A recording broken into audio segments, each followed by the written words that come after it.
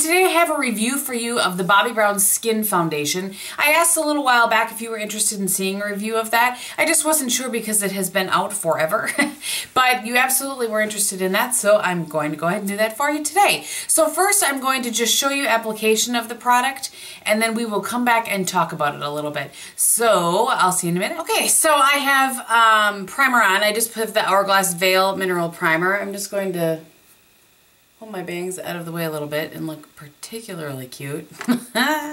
So I have the color Sand in the Skin Foundation. You can see that I have used just about up to there. So I'm going to do 2 pumps on the back of my hand. There's the consistency. It's watery is probably not the right word, but and then I just tend to dot it all over my face. Where's my towel? Wipe it off before I grab my brush. And truly my favorite brush to apply this with is either the F84, which is the angled, or the F80.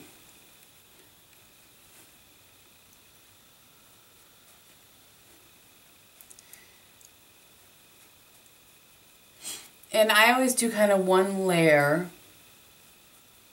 I should have waited to put my earrings in.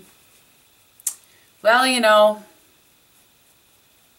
I was trying to be pretty for you guys. You don't have to work hard at all to get it worked in. I have my mirror right here, by the way. I'm just forever playing with different setups in here to see which I like best. Okay, so that is one layer. You can see it really evens everything out.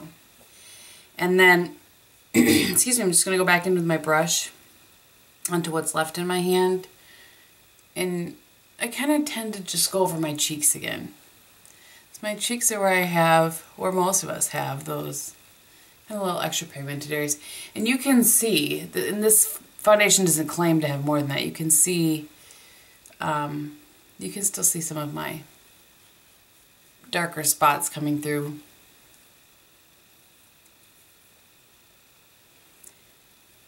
And I'm always trying to cover up my red cheeks that everybody else seems to love except for me.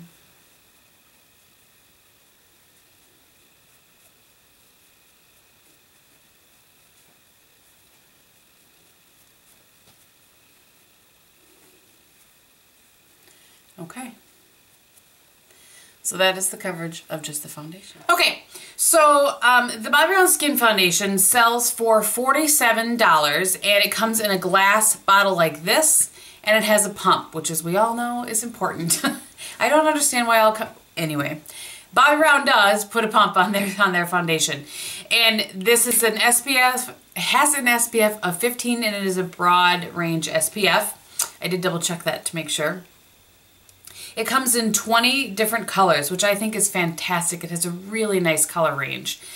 I'm going to kind of run down my normal little list of things and talk about it a little bit more than that, but I wanted to give you that information right off the bat. So the first thing is the finish of the foundation. It really is supposed to give you kind of a skin-like finish, minimize your pores, and just even out your skin tone. And it also does claim to be moisturizing, which I find to be true. I really like how it sits on my skin. I think I mentioned a while back that I don't know why I never talked about it or why I always liked different combos using this foundation. It's the foundation. It's not the combo, it's this foundation, I think, because it was kind of the common denominator. So it really does kind of give a smoothness to my skin, and I don't want to use luminous. Luminous, glowy, all of those words seem like a little bit too much. It just gives you a natural skin. I like it in the winter and in the summer. It works for me. It has worked for me all year round. I've had this foundation for over a year and have used it at different times of the year. So for finish, I give it a 1 for sure. There are 5 categories, 5 points total. So if you get a 1, for those of you that are new, if I give it a 1 in a category, that's the most points it can get.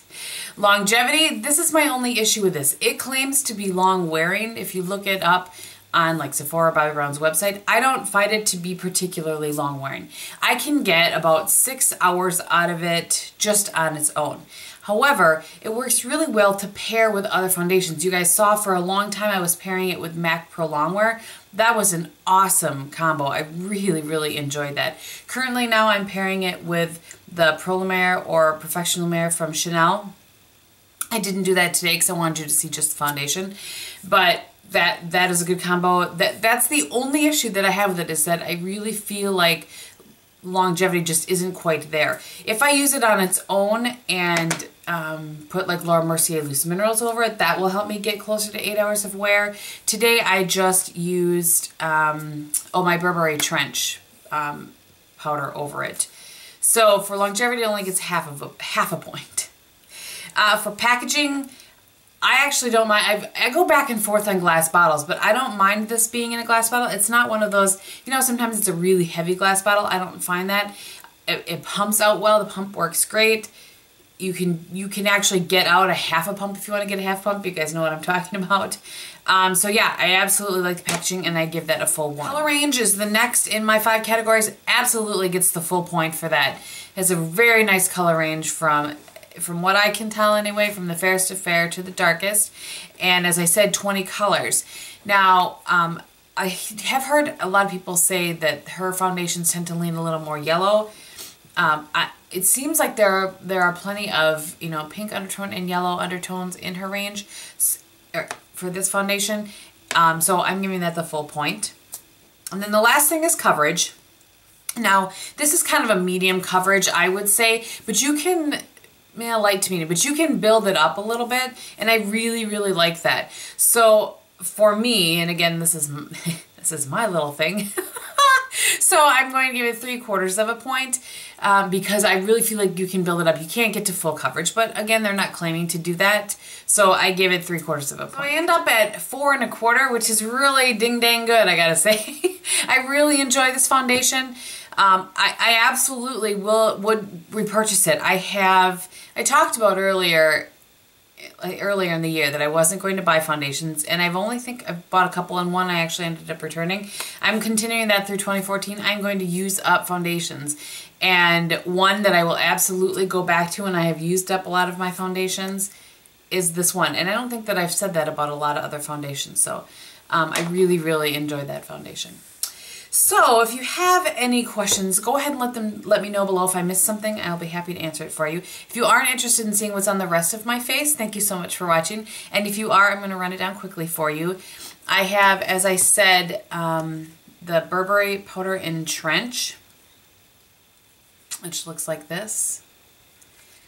And Too Faced Chocolate Soleil Bronzer. And then I also have a little bit of NYX Taupe in the contourish area.